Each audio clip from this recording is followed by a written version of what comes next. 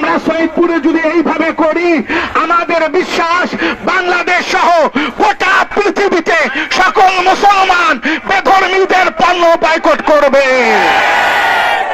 জিহাদ জিহাদ জিহাদ চাই, জিহাদ জিহাদ জিহাদ চাই। বাংলাদেশ সরকারকে আমরা আহ্বান জানাবো, যদি ফিলিস্তিনে এইরকম গণহত্যা চলে তাহলে আমাদের বাংলাদেশের যুবকদের একটা লিস্ট করবে, সেই লিস্টে আমরা নিজেদের নাম দেব এবং জিহাদ করতে যাব। আমরা এখন এখান থেকে জিআরপির উদ্দেশ্যে সকলে রওনা দিব।